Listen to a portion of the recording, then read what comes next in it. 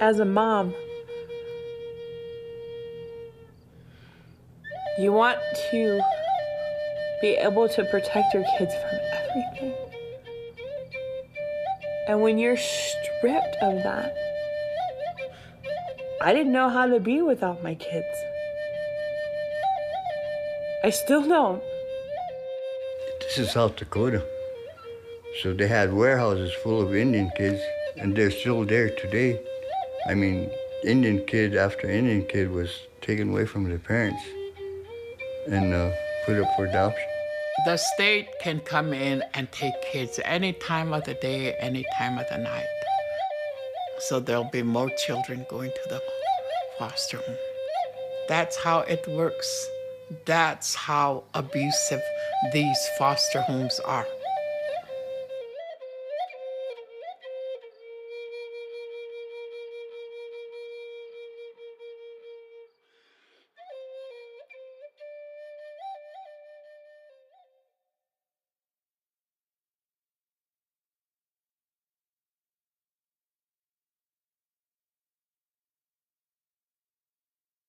They took the boys exactly 1 week after Aiden's first birthday. That was the hardest thing.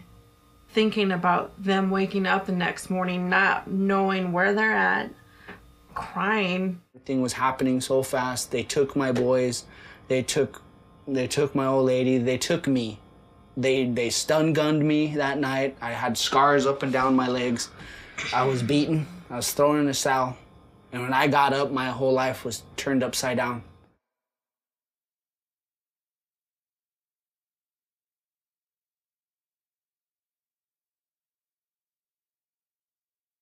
What was really surprising about that night wasn't so much what I was going through, you know, it was what didn't happen that was supposed to happen. I mean, according to the laws that are in place today.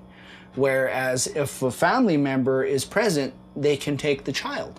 Well, there wasn't one, two, there was like 3 or 4 older Native American adults that weren't even a part of the situation we were in, that could have taken the children. The police immediately told them, no, these kids are going to DSS. When they took my grandsons, I came to see what was going on, and I went to see the 2 boys at the social services with my son. Well, when I told the court that I was the grandmother and I was there to get my grandsons to take them home, they told me I had to adopt my grandsons, and before I could see them, I had to take fostering and adopting classes. I did everything they said. I complied with them. I did their classes. I did the home visits. I got in a house. I rented a house. So you know what? They can pull all these little strings, and we are the puppets. And what we do doesn't matter anyway. You know, they could give us a hoop, we'll jump through that, but it doesn't do us any good. No matter what we do, it's never gonna work.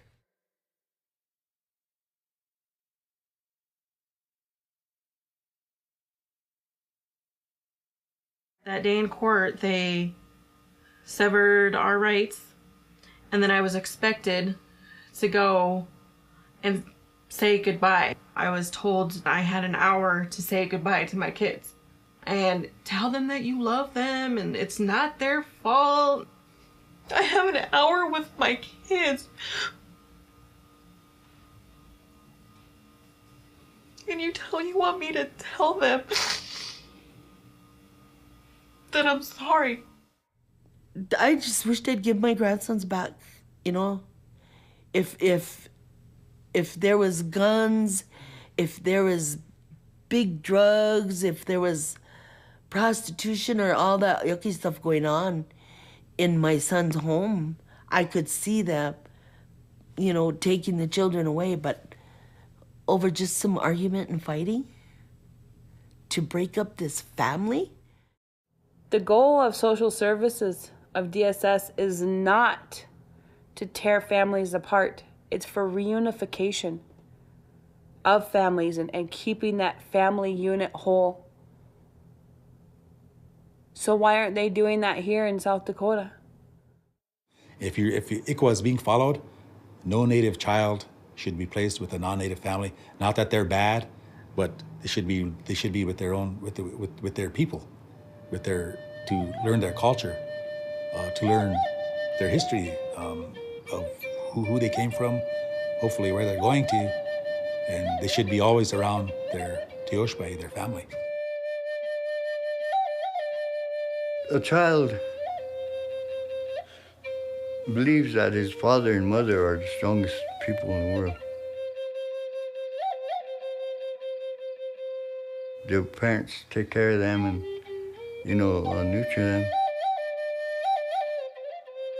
That makes them respect them and appreciate them. Whenever they think their parents are the strongest people in the world, and then DSS comes and slaps them aside, and says, you're doing that wrong, or you have to do this, and you either straighten up or I'm going to take these kids away, put you in jail. And all the respect, all the appreciation, it's all gone.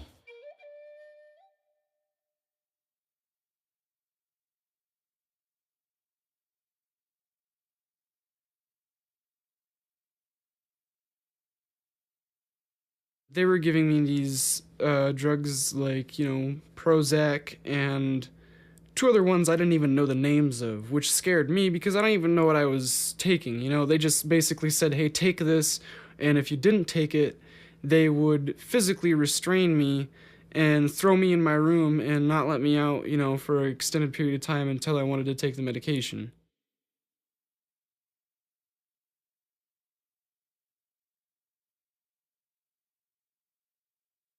I don't remember any doctor, sitting down and saying this is what you're taking or anything. They just kind of like conveniently come up to me and say, hey, this is a new court-ordered, medication that you have to take because of such and such whatever, behavioral report or whatever.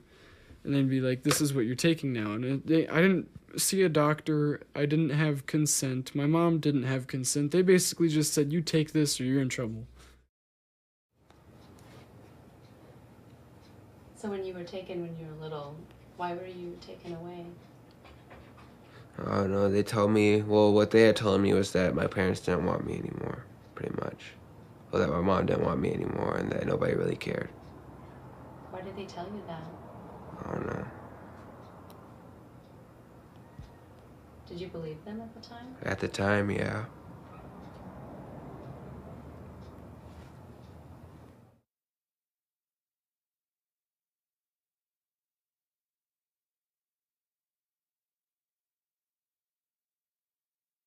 When you were away from your mom, from your family, what did you want more than anything? Well, to be honest, when I was in placements and stuff like that, I just wanted to die, to be honest.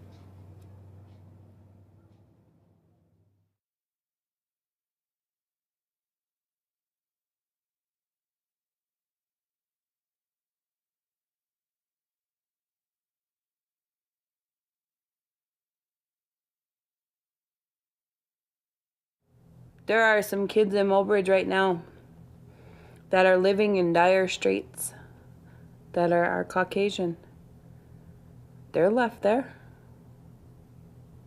You put a Indian or indigenous person, same exact situation, 100% of the time they're gonna get taken and told they're unfit. Push for parental right termination. I feel like I have to go to the hospitals and give these booklets out to these Indian girls to tell them this is what you need to do if you ever get your kids taken away. Here you have a manual for learning how to breastfeed and all this kind of stuff. Well, here's a manual to get your kids back. They make money off of our kids. The more Indian kids they have in the system, the more money they get. Every day I go through this every day. I don't cry every day. I don't get busted up every day, but every day in my heart, I know there's something gone. something that isn't right. You take a man's firstborn son away from him. Firstborn son, my pride. And it's tough to have pride anymore. Look what they done to that mother, and they done to my son. And I can't even see my grandkids. How do you undo blood? How do you undo that? How can you say those are no longer members of your family? How could they undo that?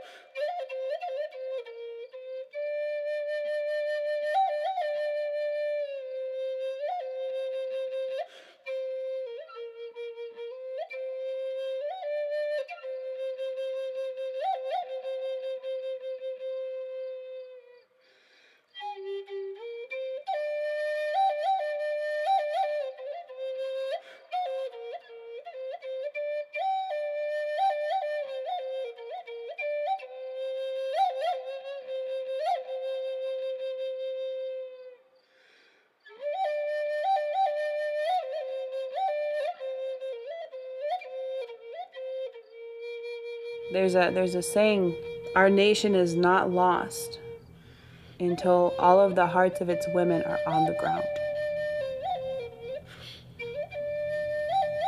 They may be broken, but they're not on the ground yet. And piece by piece, we're picking them up and putting them back together. Until then, all we can do is hold it close and hold the babies we have close.